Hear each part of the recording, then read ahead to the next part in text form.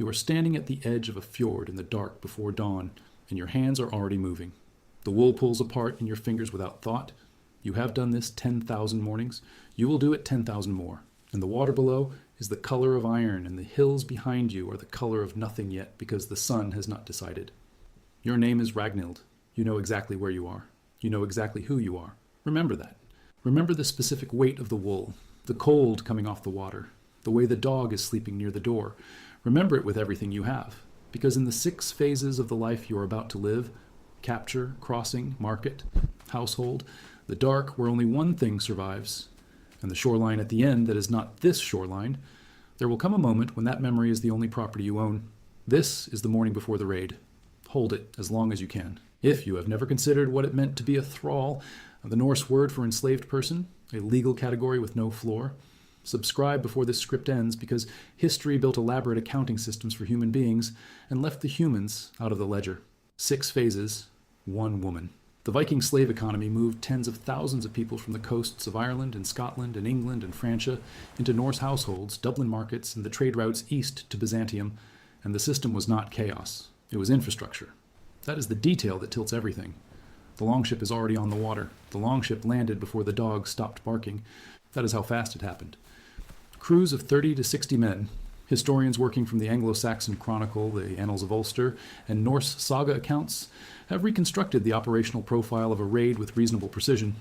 Could beach a longship in seconds on a shallow shore and cover ground faster than a settlement could organize any response. The first recorded raid on the Irish coast dates to 795 CE, Lambay Island, north of what is now Dublin. By 850, the raids had moved from opportunistic strikes to something more deliberate. The longships were not arriving randomly. They were arriving where the people were. You did not see it happen. You heard the dog go silent, and then you heard something else. Voices in a language that was close enough to your own that you almost understood it, and far enough that you did not. And then there was no time between that sound and the rope. Not iron. Rope. Iron was heavy, iron was expensive, iron was for objects worth the cost of iron. Rope was sufficient. Rope was what you used to move livestock. The selection happened quickly, and it was not random. A crew of 40 men needed to move fast and carry only what would pay. The Norse slave trade operated on a calculus that the traders understood precisely. Young women brought the highest prices at market, followed by children, followed by young men with visible health. Older men, older women, the calculus turned against them. This is documented in enough sources, from Irish annals to the Icelandic sagas, that the pattern is not in dispute. You were 23 years old, or close to it. You were healthy. Your hands showed work. These were recommendations. The moment of separation was not dramatic in the way violence usually performs itself. It was fast, and it was ordinary in the way that efficient operations are ordinary. Someone you knew was on one side of a line, and then they were not accessible, and the longship was moving.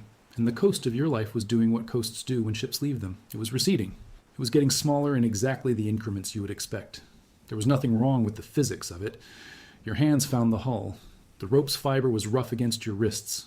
Not tight enough to cut, tight enough to mean what it meant. You pressed your palms against the wood the way the intro told you to press them, to confirm you're still physical. You are. The wood is cold and salt damp and real.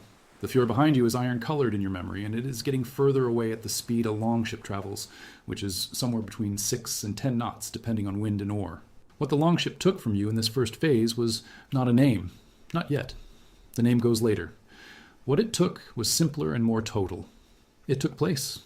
Every category of your existence had been organized around a location. The farmstead, the fjord, the paths to neighboring farms, the assembly where Norse law gave you standing as a free woman, the specific way the light came off the water at a particular hour. All of that was location dependent. All of that was now behind the ship and getting smaller. The world available to you was now the length and width of a longship. Roughly 20 meters long, perhaps 5 wide. This was your geography now. For weeks, this was all of it. The Viking slave economy was infrastructure, as you already know, but infrastructure has components, and the longship was only the first one. It was the collection mechanism. The next component was the market, and the market had its own logic, its own vocabulary, its own specific way of converting a person into a price. Dublin. Dyflin in Norse, a settlement the Norsemen had been developing since approximately 841 CE, was one of the most active slave markets in the North Atlantic world. It processed people the way other markets processed silver or grain, with assessment, with negotiation, with the specific administrative efficiency of a system that had been doing this long enough to optimize. You are on the water, the coast is gone, The next thing that happens to you has a name, a location, and a price attached to it.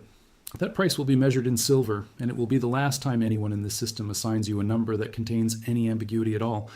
Dublin was not the end of the water. It was where the water delivered you. The price attached to you, the one the previous block promised would carry no ambiguity, was denominated in silver, and the silver had a name. The Norse unit was the mark, roughly 200 grams, and a healthy young woman from the Irish coast in the mid-9th century was worth somewhere between 4 and 8 of them, depending on the market, the season, and who else was being sold that day. That is the equivalent of 6 to 10 cattle.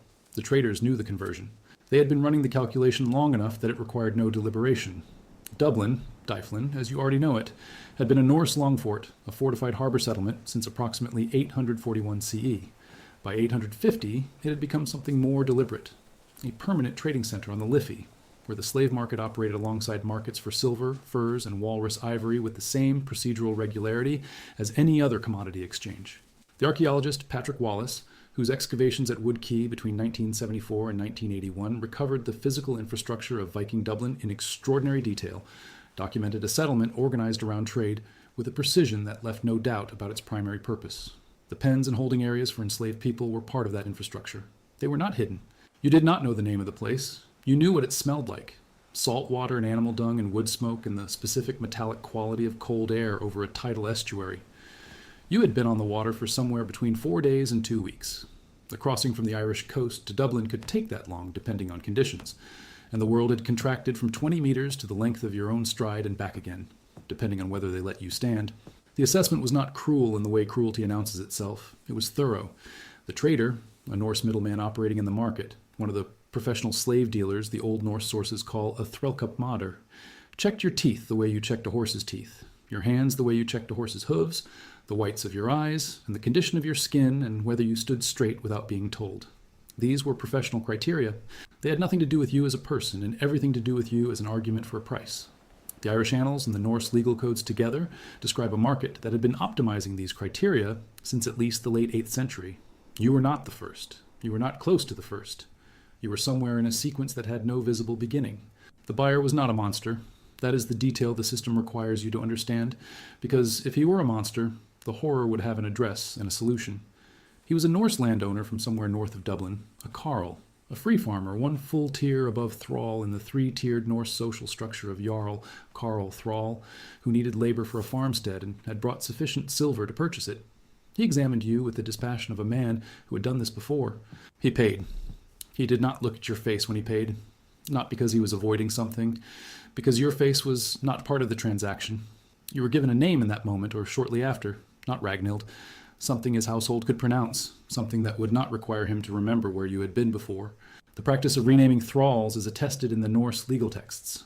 The Gragas, the Icelandic law code compiled in the 12th century from oral traditions reaching back 200 years, uses the word thrall as a social and legal marker, and the erasure of the prior name was part of the administrative logic of that marker. A name is a claim.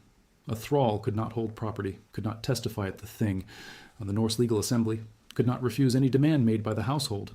The name went because the legal standing went, and the legal standing went because that was what the system required. The trader said the new name. You did not respond. He said it again with the specific patience of a man who had said new names to unresponding people before and knew how long the pause would last. The second time, something in you, not submission, not acceptance, but the animal intelligence of a person calculating survival, made your head move. That movement was the last thing in this phase that cost you nothing. Everything after it would be purchased with a piece of the self you were still somewhere below the waterline, trying to keep. The farmstead was north. The household was waiting. What the market had taken from you, place already gone, the name your mother had given you, was now behind a transaction recorded in no document, remembered by no institution, and felt by exactly one person in the world. The hand corn was already turning somewhere you had never been. The farmstead north of Dublin did not know her name. That was the arrangement. She had been there long enough that the hand corn had worn a callus into the heel of her right palm. A specific callus, not the broad roughness of outdoor work, but the precise mark of a single repeated motion. The circle the corn required. Always the same circle, morning after morning until the body recorded it without being asked. The household's children had stopped looking at her when they spoke. That was the normalization the third phase promised. It had arrived on schedule. But here is what the ledger did not record. And what a study published in 2022 in the Journal of North Atlantic Archaeology found when researchers cross-referenced isotopic analysis of skeletal remains from Viking age graves in Norway and Iceland with genetic markers indicating origin. A significant percentage of women buried in Norse soil, buried with the grave goods of a household, not thrall burials, which were distinct, often unmarked, often positioned at the edges of cemeteries, showed isotopic signatures consistent with origin in Ireland or Scotland or England. They had arrived the way Ragnhild arrived. Some of them, the bone record suggests, had been there long enough that the household absorbed them into its structure in ways the initial transaction had not anticipated. Not freedom, something more ambiguous than freedom and in some ways harder to name. The water is the same and entirely different. She is at a shoreline, not the fjord. The light comes off it at a different angle, the angle of a place that is not hers, that will never be hers, in the way the fjord was hers, which is to say legally, ancestrally, in the specific register that a free woman's relationship to land was recorded in Norse society. That registration is gone. The thing where she had standing is a day's sailing and a life away. But she is the one watching. The system that moved tens of thousands of people from the coasts of the British Isles and Francia into Norse households and Dublin markets and the trade routes east, that system had a comprehensive accounting of what it owned. The Gragas, the Norse legal code, had language for every category of thrall obligation. What it did not have, what no legal code of that period had, was language for the interior of the person it had purchased. Not because they forgot, because it did not occur to them to look. The assumption the system made, the assumption every system of this kind makes, was that the legal category was sufficient, that thrall described the whole person, that the transaction at Dublin's market had transferred something total. It had transferred almost everything. Almost is the only word that survives the accounting. She knows her name. She has not heard it spoken aloud in a year, or something close to a year. The seasons have turned once, the harvest has come, and nobody in this household has said the word that her mother said at her birth. But she knows it. She says it in the dark, in the space between the animals breathing and the longhouse wall, in a voice so quiet it is barely distinguishable from breath. Not as resistance. Resistance implies an audience. There is no audience. This is maintenance. This is a fire that must not go out for reasons she has not yet articulated and does not need to. The wind off this water is the same wind, different shore. She presses her palms against her thighs. Not the hull of a longship this time, not the rough rope fiber of the second phase, but her own legs, her own body, which the system owns and which contains, in the space the system cannot price, the specific weight of wool being carded before dawn, the iron color of a fjord, a dog sleeping near a door, and a name that has never stopped being hers. The trader said a different name. The household uses it. She answers to it with the animal intelligence of survival. She is Ragnhild. The world around her does not know that. The world around her has never known what to do with what it cannot inventory. That has always been the world's limitation. It has never been hers.